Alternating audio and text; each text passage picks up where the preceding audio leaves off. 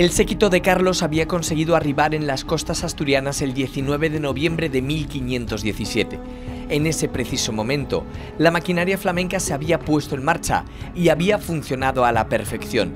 Consiguió anular dos de las principales amenazas para que el joven archiduque se convirtiera en rey de Castilla. Su madre Juana había aceptado otorgarle plenos poderes tras varios encuentros en Tordesillas, y el cardenal Cisneros, el regente todopoderoso, estaba muerto.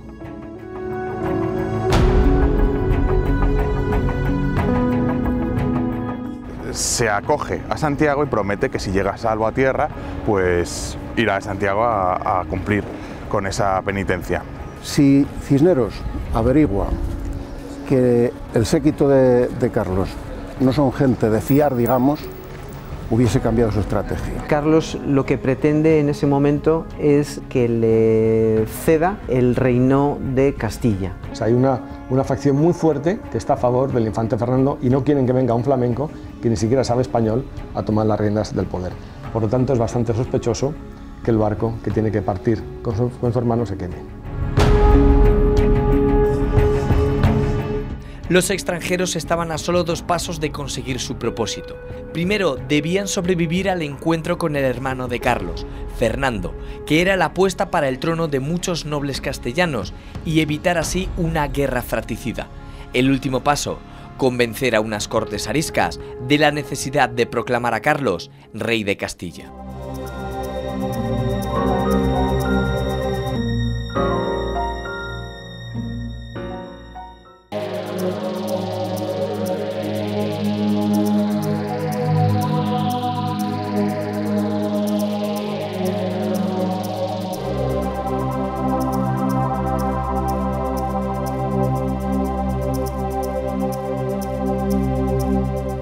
La estrategia flamenca parecía funcionar a la perfección.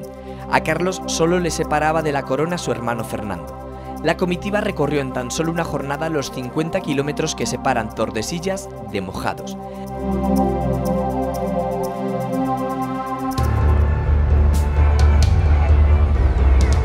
Aquí le esperaba el infante Fernando, la otra opción para ocupar el ansiado trono y la opción favorita de buena parte de la nobleza castellana.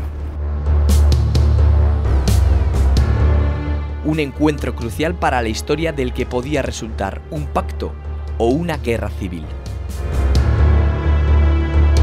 Con la muerte de Fernando el Católico en 1516 se produce un vacío de nuevo en la monarquía de Castilla y de Aragón, de los reinos de España. El archiduque Carlos, al ser el primogénito de Felipe el Hermoso y Juana I, él va alegar sus derechos al trono de Castilla y es el 11 de noviembre de 1517 cuando finalmente Carlos llega aquí a Mojados.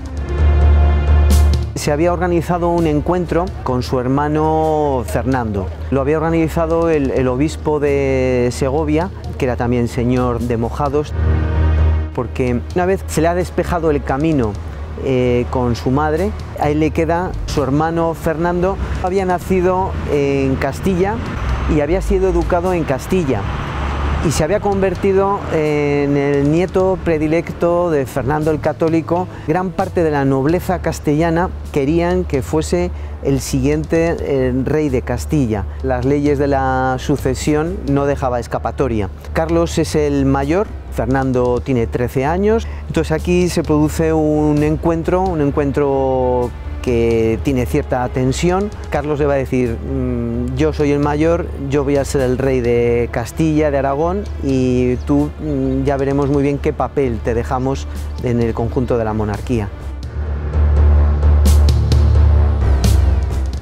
¿Cómo se lo toma eso Fernando y sus acólitos? A Fernando se estaba preparando como futuro rey de Castilla. En el momento en que el hermano mayor no quiere quedarse en Flandes y decide tomar posesión de sus reinos, tiene toda la legitimidad en su mano para ello.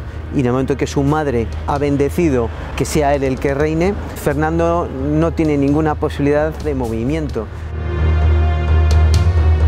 Parece que a la sombra de Carlos había determinadas personas que se encargaban de cortar las ramas que no dejaban pasar la luz, quizá.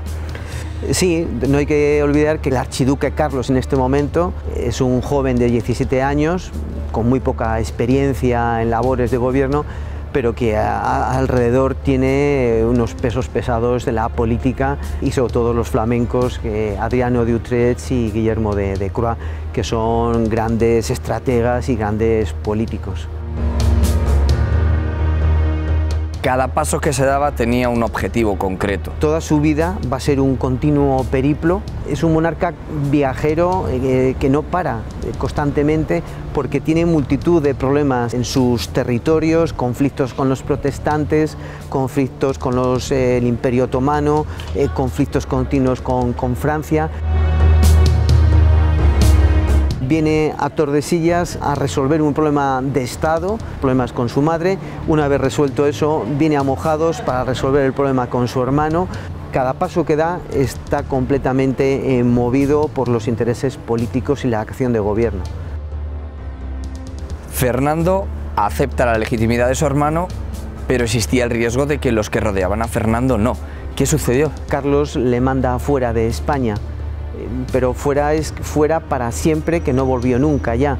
Le manda a Flandes, le va a programar un matrimonio y le va a ir, digamos, programando qué papel va a jugar en el conjunto del gobierno. Llegará a ser el rey de Hungría, de Bohemia. Cuando abdica Carlos en 1555, lo que es toda la parte del Sacro Imperio Romano Germánico será él el heredero.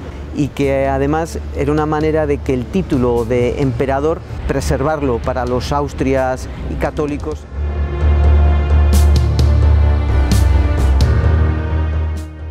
Es decir, que el viaje de Carlos no fue un viaje para colocarse la corona de placer. No, le costó mucho tiempo, muchos meses y negociaciones, y las cortes incluso hubo momentos que se echaron para atrás. Carlos casi no sabía hablar castellano, está rodeado de flamencos, él tiene sus pretensiones, nada más proclamarle rey de Castilla, él sale hacia Aragón, porque claro, en Castilla las cortes eran únicas, y las cortes de Valladolid le proclaman rey de Castilla, pero en Aragón no funcionaban así las cosas. Tiene que pasar por las cortes de Zaragoza, las de Valencia y las de Barcelona. Entre medias se le va a cruzar las aspiraciones hacia la corona imperial por la muerte del emperador Maximiliano y sus aspiraciones, y él se marcha a luchar por la corona imperial y entonces él va dando todos los pasos, todos los movimientos, siempre con una conciencia política y de gobierno extraordinaria.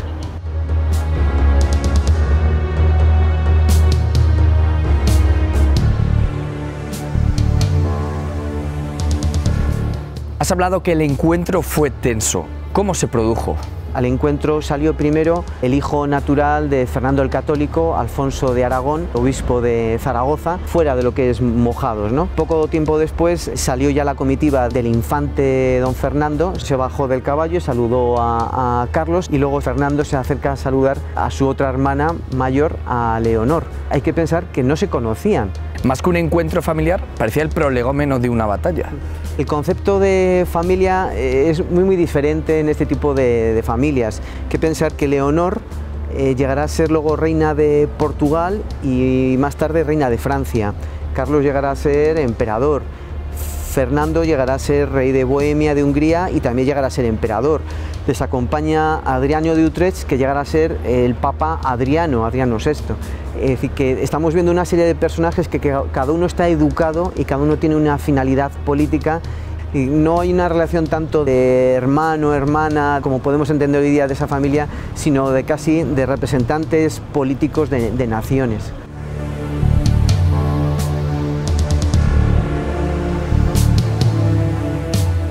Carlos tuvo que esperar hasta el 19 de junio de 1518 para ver a su hermano Fernando lejos de Castilla. Esta carta, enviada a la ciudad de Burgos, informa de aquella noticia. ¿Por qué ese destierro se demoró más de 130 días desde la proclamación de Carlos como rey de Castilla? De nuevo, el mar parecía ponerse en contra de los planes flamencos, que enviaron un cortejo de más de 400 hombres para acompañar a Fernando hasta el puerto de Pasajes, donde el Engelhen, el mismo barco que trajo a Carlos, había invernado.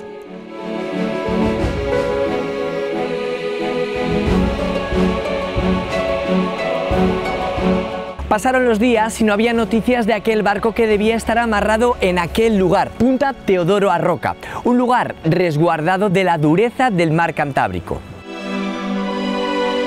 ¿Qué había sucedido? ¿Cómo era posible que un enorme barco desapareciera? Susana, Rosita. Sí, mira, estamos en el Monte Urgul, en San Sebastián. Esta es la zona del castillo. Desde hace muchos años este cañón está aquí. Se rescató de la bahía de Pasajes, el puerto más cercano a San Sebastián, en el año 37. Y en ese momento, buzos que eran profesionales descubrieron este cañón en el fondo, lo rescataron y se trajo al museo, que era el Museo de la Ciudad, al Museo San Telmo. Siempre ha estado aquí en el Monte Urgul desde el año 37 y bueno, ha sufrido varias restauraciones. ¿Qué se sabía hasta hace poco de este cañón? Sabíamos lo que el propio cañón cuenta, porque tiene una maravillosa inscripción que lo data del año 1502. Yo soy Rosita Walker y que estaba construido en un condado Oldenburg en Alemania. Realmente no teníamos ni idea de por qué esto había salido en Pasajes. De España no hemos encontrado piezas similares y no teníamos más datos.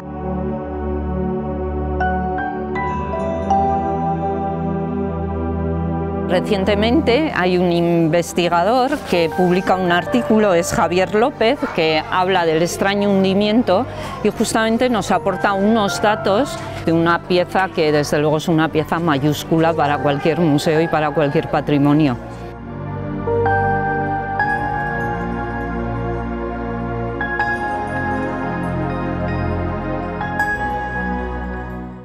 Rosita es tan importante como se dice. Sí, para nosotros desde luego siempre ha sido una pieza estrella, incluso sin saber muy bien cuál era todos esos secretos que escondía. Está articulada en dos partes. Una, la parte original, que es la parte de bronce, que es la bombarda, que a su vez se divide en otras dos partes. La parte del ánima pesa 900 kilos y la parte de la recámara 500. Y las dimensiones, el largo 2,64, alto 1 metro y ancho 1 metro. La cureña es posterior, se divide en dos partes, lo que es la parte baja, que es la base, y luego lo que es el cajón, que es el que sujeta la lombarda. Tiene su propio carnet de identidad, cosa que pues otras piezas no lo tienen. El hecho de que hubiera estado tanto tiempo hundida en el fondo del puerto de Pasajes ha permitido conservar la pieza entera y luego con un tratamiento de restauración adecuado pues se ha podido recuperar. Tiene una decoración que generalmente este tipo de piezas de artillería no suelen ir decoradas, tiene una decoración muy sencilla pero bueno, muy trabajada.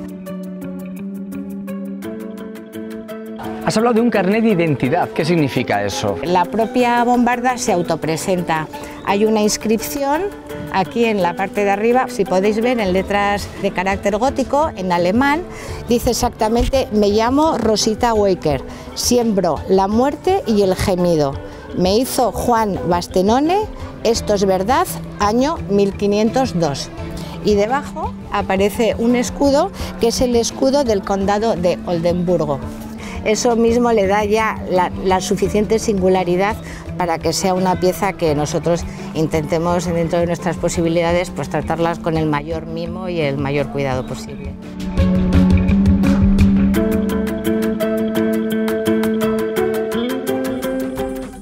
Un barco danés prestado al futuro emperador que se desvía de su rumbo y que acaba hundido en Pasajes. El historiador Javier López es la persona que mejor conoce la historia de aquel navío de guerra. Según sus investigaciones, la prueba de aquel suceso se encuentra en el Monte Urgul de San Sebastián.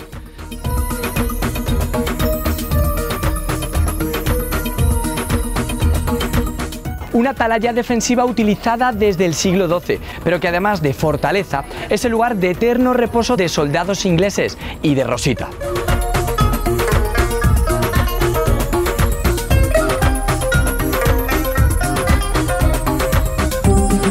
Un cañón que pudo estar en el barco que trasladó a Carlos desde Flandes a Castilla. ¿Qué vinculación puede existir entre un cañón que está en un monte de San Sebastián y Carlos V? Bueno, en principio ninguna. Parece bastante extraño. Lo que pasa es que cañón, siendo recuperado del puerto de pasajes en la ría, evidentemente salió de un naufragio. Entonces tendremos que plantearnos qué barcos se hundieron ahí para poder pensar si ese cañón efectivamente salió de un barco hundido en el puerto. Si nos damos cuenta que hay un barco hundido a principios del siglo XVI en el puerto de pasajes, podemos tirar del hilo para saber que ese cañón posiblemente salió de ese mismo barco. Me pregunté por qué un cañón con una inscripción en bajo alemán con el escudo del Ducado de Oldenburgo estaba en la ría de pasajes. Sabemos que hay un barco que viene de Países Bajos que trae a Carlos V. Carlos manda ese barco al puerto de pasajes y se hunde. Y a mediados del siglo XX es cuando se extrae el cañón de la ría y sabemos por la inscripción que tiene en el escudo que pertenece al Ducado de Oldenburgo, pertenecía al Reino de Dinamarca, y también sabemos que la hermana de Carlos V se casa con el rey de Dinamarca, por tanto tenemos ahí una vinculación ya bastante clara. El barco se llama Engelen, es un barco diseñado ex professo para combatir. El rey de Dinamarca empieza a formar una gran flota de guerra. Es un barco que combate en el Báltico y después va a Países Bajos a ayudar a Carlos V en la guerra que tiene en el Ducado de Güeldres. Se llega a un acuerdo dinástico, digamos, para casar a una de las infantas de Castilla, archiduquesa de Austria y duquesa de Borgoña, que es la infanta Isabel, con Cristian II, que es el hijo del rey Juan I. Una de las cláusulas indica que el barco tiene que pasar a Países Bajos para ayudar a Carlos. En un momento dado, debido a su enorme tamaño, se le designa para traer a Carlos V con todo el séquito que trae a España, que son más de 300 personas. El barco ya se queda vacío, digamos, de pasaje, y entonces el rey le ordena que pase a invernar al puerto de pasajes, en San Sebastián. Y allí pasa todo el invierno y toda la primavera de 1518, mientras el rey va a jurar cortes a Valladolid primero y luego hacia Barcelona.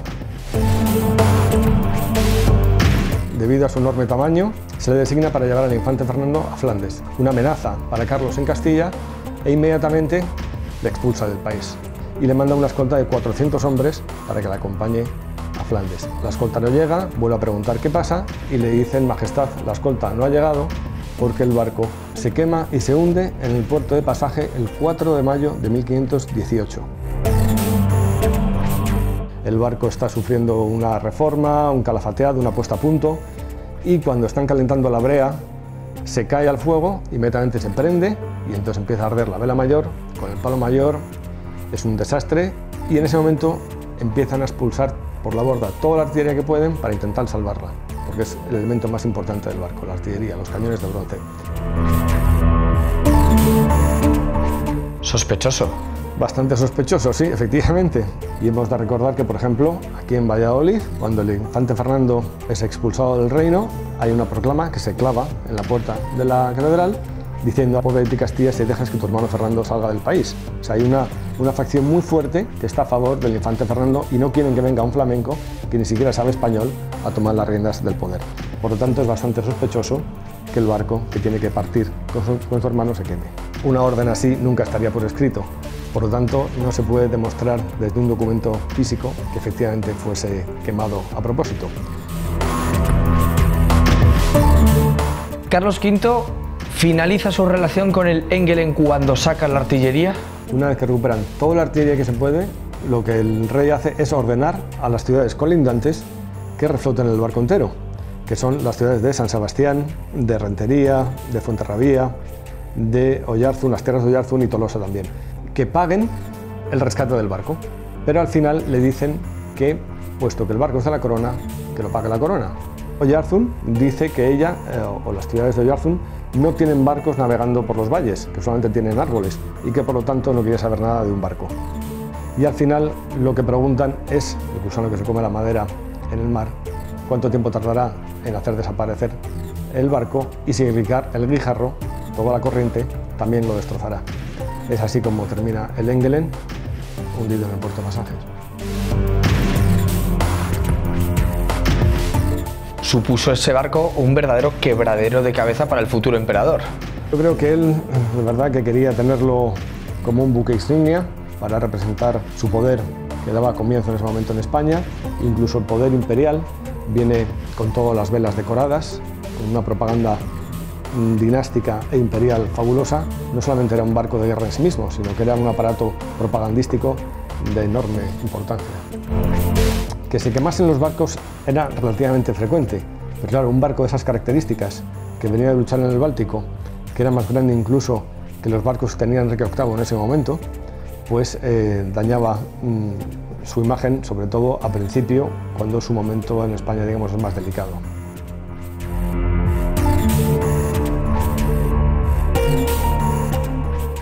Pero ¿cuál es la historia de Rosita? ¿Cómo se puede vincular un cañón con un barco del que no queda ni siquiera un dibujo? Más de 10 años de investigaciones en archivos de media Europa permitieron a Javier López unir los eslabones de una cadena que podría demostrar que el Engelen estuvo anclado ahí mismo y que por causas que se desconocen fue pasto de las llamas. ¿Cómo se puede demostrar que ese cañón tiene vinculación con Dinamarca y con ese barco? El cañón se extrae a posteriori en la Guerra Civil. El cañón pasó desapercibido, pero tiene una gran inscripción en bajo alemán, dialecto de finales del XV, con un gran escudo. El escudo es el escudo de Oldenburgo, la sede, la cuna del linaje de los Oldenburgo, la dinastía reinante en Dinamarca, casa real de Cristian y su padre, el rey Juan. Hay una gran inscripción en 3 renglones grandes, con grandes caracteres góticos, que se llama Plücken-Roseken, que es la rosita, se podría traducir, traigo muerte y destrucción, Gott mich, que es me ha fundido, Hans Bastenone, dat is wahr, esto es verdad, año de 1509. En la actualidad no existe ningún cañón de Hans Bastenone, salvo la rosita que está en San Sebastián. ¿Cómo era ese barco? No tenemos documentación directa de la construcción del Engelen, pero sí la tenemos de un barco gemelo que es la María, y ambos se construyen en el mismo año en unos astilleros que están al sur de Dinamarca. Y es a partir de la subasta de la María que sí conocemos detalles de cómo eran las medidas, las dimensiones y el número de cañones que llevaba a bordo. Tiene un palo mayor de 37 metros de altura, tiene 3 puentes. Es como si lo comparásemos hoy en día con un portaaviones nuclear, por ejemplo. Solo su mera presencia podía cambiar un combate.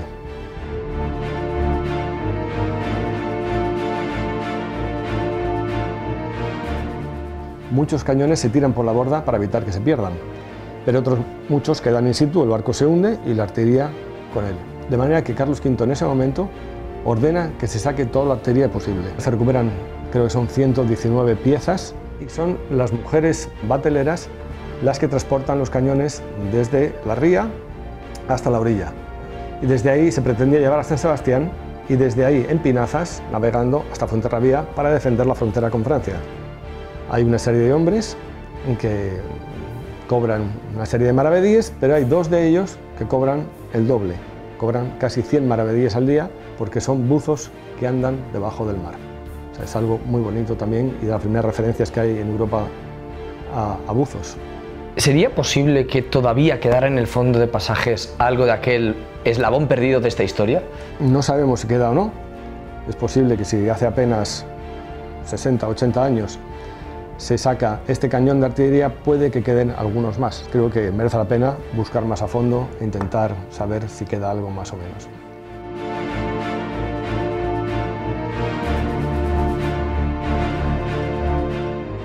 ¿Cómo es posible que una historia que quizá incluya una conspiración contra un futuro emperador haya pasado desapercibida? Es bastante extraño, sí, la verdad, yo me lo pregunto a menudo. La mayoría de la historiografía sobre Carlos V comienza una vez se hace el desembarco.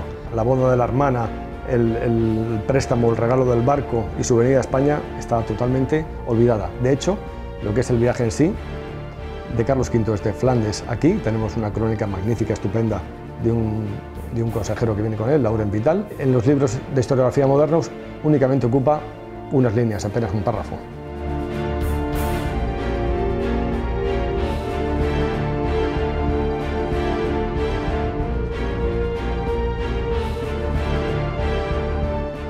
¿Por qué se busca ahí durante la Guerra Civil? Bueno, lo que realmente se busca es eliminar otro barco que está hundido. Durante la Guerra Civil Las tropas franquistas están a punto de entrar en Pasajes y entonces la República lo que hace es hundir un barco grande, un vapor, para intentar bloquear la ría, el puerto de Pasajes. De manera que el barco, el Jatamendi, se queda ahí y en el año, a finales del 36 y mediados del 37, las tropas franquistas empiezan a desguazar el Jatamendi para intentar desbloquear la ría. Y entre lo que sacan es la bombarda Rosita, fundida en 1509.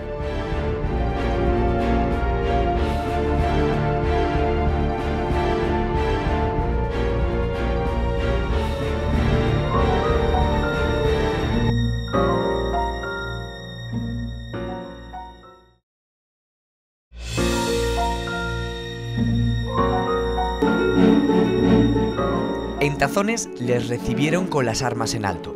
En Valladolid, su llegada se esperaba entre el recelo de unas gentes que dudaban de aquel joven príncipe y sobre todo de su enorme comitiva. Esa animadversión en numerosas localidades hizo que el trayecto fuera complicado, y no solo por la distancia entre ellas, sino por la necesidad de encontrar acomodo digno para el futuro emperador. ¿Quién le abriría las puertas? ¿De quién podían fiarse? ¿Cómo evitar una posible emboscada?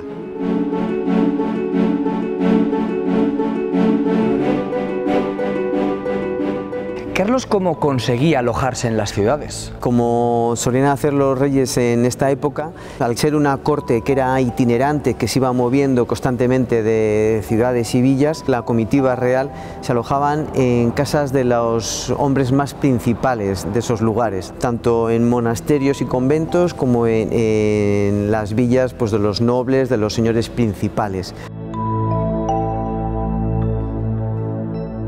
Cuando llega aquí a Valladolid, el lugar donde se va a alojar en un primer momento es el Palacio de Bernardino de Pimentel, y en futuras ocasiones, futuros viajes y futuras estancias en Valladolid, a partir de que Francisco de los Cobos, que era su secretario particular, comienza la construcción de este Palacio Real, que más o menos en torno a 1525 ya estaba bastante acabado, el alojamiento de Carlos I y Carlos V, emperador, ya va a ser en este Palacio Real. ¿Era importante para esos nobles conseguir que el monarca se aposentara en su dominio?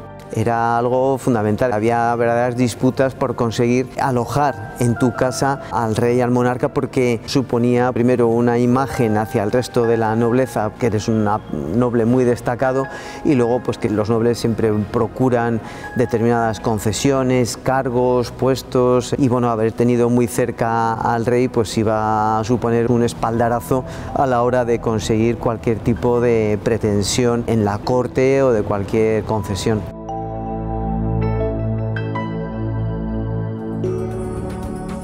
Muchos de esos lugares que acogieron el primer viaje de Carlos han desaparecido. Otros están a punto de hacerlo. Una vez lograda la sumisión de su hermano Fernando, el camino estaba despejado. Los tres hermanos, Carlos, Leonor y Fernando, encararon el traslado definitivo a Valladolid, aunque antes pararon en un convento del que apenas quedan restos. Fue el último descanso de Carlos.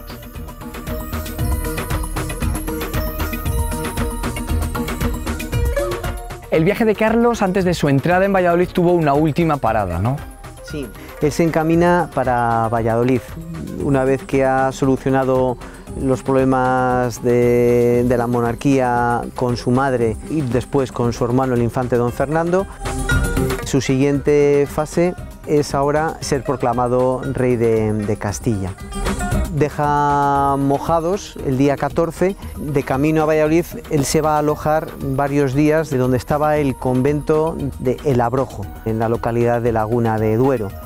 Lo que estamos viendo es el palacete de caza, que es de la época de los Reyes Católicos, y aquí va a estar durante 4 días, desde el día 14 hasta el 18 de noviembre, con su hermana Leonor y con su hermano el infante don Fernando.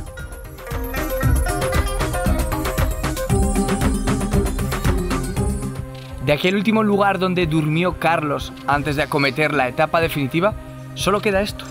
Sí, esto es lo que queda del monasterio de El Abrojo, que era un monasterio franciscano, se llamaba de Scala Coeli, que había sido fundado en el año 1415 por Fray Pedro de Villacreces. Vivió también San Pedro Regalado, patrono de Valladolid, las riadas del río, que lo tenemos aquí al lado, y algunos incendios pues, han provocado que en el año 1624 el monasterio pues, quedase prácticamente destruido. Aquí es donde llegó Carlos V, el príncipe Carlos en ese momento, el 14 de noviembre de 1517. A Carlos le va a gustar mucho alojarse en monasterios y en conventos. Y aquí es donde la mañana del 18 de noviembre el príncipe Carlos, como maestre de la Orden del Toisón de Oro, impone el collar del Toisón de Oro a su hermano el infante don Fernando.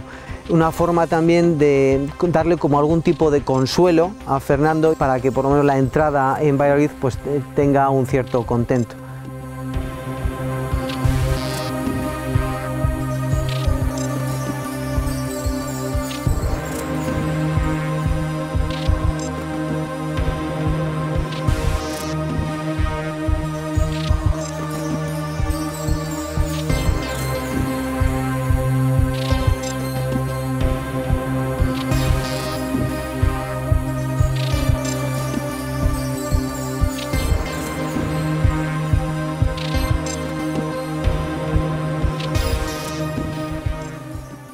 Después del asueto de la caza y de apaciguar aún más la posible tensión con su hermano, Carlos acometió los últimos kilómetros que le separaban de su verdadero objetivo, Valladolid y las cortes que allí se deberían de celebrar. Unos kilómetros que debieron de ser eternos hasta que se dibujaron en el horizonte las torres de las iglesias de aquella villa. ¿Qué se encontraría allí el príncipe? ¿Conseguiría también salir airoso del envite más difícil?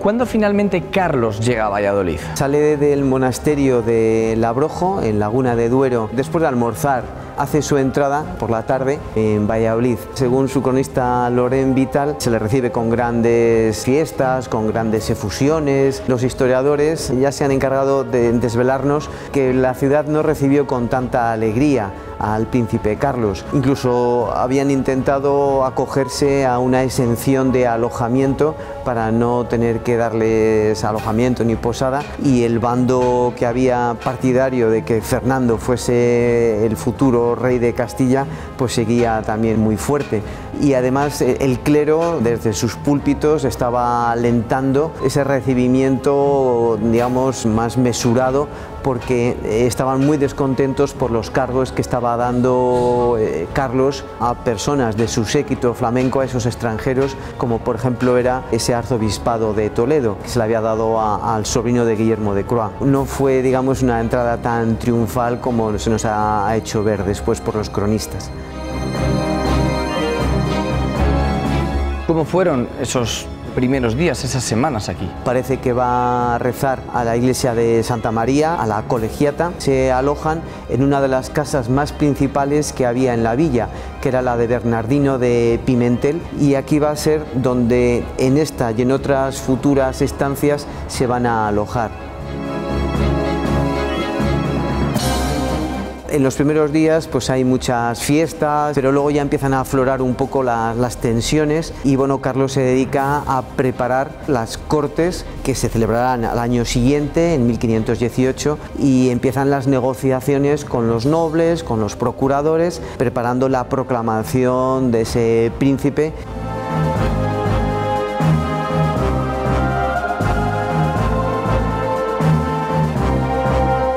El infante Fernando estaba ya fuera de juego, su madre controlada. Todo salía a la perfección. Carlos parecía incluso seguir al pie de la letra las indicaciones que su abuelo Fernando el Católico hizo en su testamento. Una de ellas era la de que cuidara a Germana de Foix, la segunda esposa del rey aragonés. Una relación que para algunos historiadores fue mucho más allá de la de una abuelastra y un nietastro.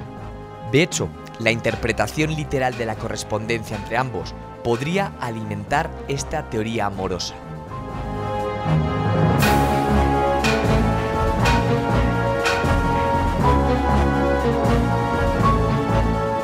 Durante su estancia en Valladolid, Carlos recibe a una mujer, Germana de Foix, una relación que está rodeada de mucho mito y mucha leyenda. Germana Había sido la esposa de Fernando el Católico. Cuando Germana tenía tan solo 18 años, se casan Fernando el Católico con Germana de Foix. Él quería tener un heredero para dejarle el reino de Aragón y que Aragón no entrase en esa órbita de Felipe el Hermoso de Borgoña. De hecho, en 1509, estando Germana de Foix aquí en Valladolid, es cuando nace un hijo, el heredero, el príncipe Juan, que vive unas pocas horas y fallecen. Esa relación se mantiene de Fernando el Católico con Germana de Foix hasta la muerte de Fernando el Católico en 1516. Cuando llega Carlos en 1517, Germana, con su séquito, acude y asiste a ese recibimiento. Hubo algunos historiadores que yo creo que malinterpretaron algunos documentos y pensaron que hubo una relación entre Germana, que en este momento tenía pues entre 29 y 30 años, y Carlos, porque Germana era la abuelastra de Carlos. No parece hoy día que digamos el común de los historiadores acepten este tipo de ideas, de teorías, sino que lo que apuntan es que Carlos tuvo una relación con una tal Beatriz que formaba parte del séquito de Germana. De hecho, Laurent Vital cuenta que desde este palacio de Pimentel se hace construir una pasarela de madera que comunica los aposentos del príncipe y luego ya rey Carlos con ese otro palacio donde se alojan Germana con todo su séquito. Germana sería ya muy mayor para Carlos en aquella época. Sí, Carlos tiene 17 años y una mujer ya con cerca de 30 años en ese momento pues era muy mayor, pero no solamente por una cuestión de edad, sino por una cuestión ya de protocolo y de concepción del gobierno, que no tendría mucho sentido que con los problemas que tenía Carlos con las cortes para ser proclamado rey, con todos los jaleos que ya estaban en las negociaciones en Valladolid, que se tuviese una especie de relación con su abuelastra, que eso podría despertar pues innumerables conflictos. O sea, no se sustenta y no tiene muchos ni pies ni cabeza esa idea. En el momento que un historiador, Manuel Fernández Álvarez, lanzó en su biografía esa idea, se ha ido repitiendo.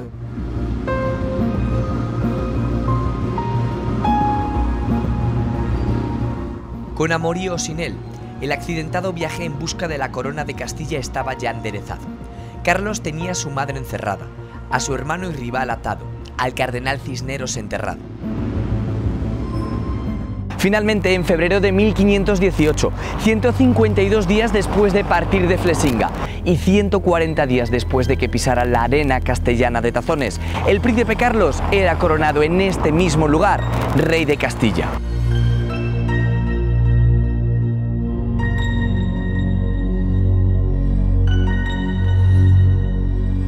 Carlos, detrás de nosotros el punto clave que cambió para siempre la historia, se podría decir, de aquel mundo.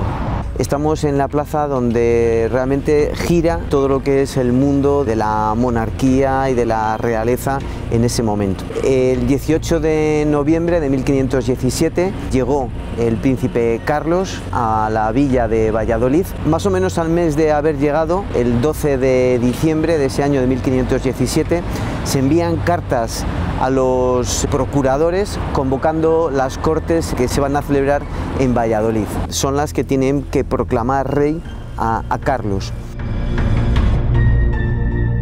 En enero tiene la primera sesión de las Cortes. Hay muchas tensiones y hay muchos problemas. Hay una negativa a proclamar rey a Carlos porque quieren que jure los privilegios del reino y luego porque reclaman que no se den cargos a extranjeros. Reivindican que los cargos para todos los puestos se queden en personas de Castilla. ¿Qué es lo que cambia para que en febrero todo siga adelante. El rey se muestra dispuesto a jurar los privilegios del reino de Castilla. Hay un cierto compromiso a no dar tantos cargos a esos extranjeros, además de otras cosas menores que se incluían. Se pedía que el rey aprendiese y hablase en castellano, como era uso y costumbre que residiese aquí en este reino, que su reino fuese de manera conjunta con la reina madre, con Juana I de Castilla, y de hecho lo que se recoge en el texto de esas cortes es que si la madre recuperase su salud podría reclamar el gobierno. Luego muchas de esas cláusulas no se llegaron a cumplir. Se pedía también que el hermano de Carlos, el infante don Fernando, residiese aquí en Castilla, al menos hasta que tuviese ya un heredero, tuviese la cuestión sucesoria solucionada.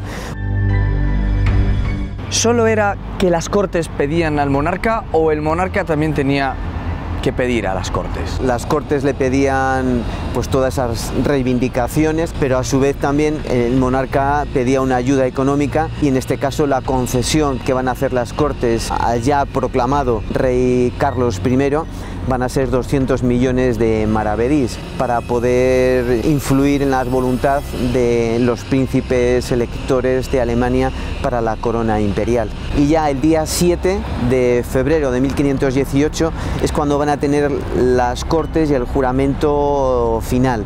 ¿Su madre acudió? Su madre seguía en su reclusión en Tordesillas, no estuvo presente. Solamente estaba presente su hermano, el infante don Fernando, y su hermana mayor, Leonor.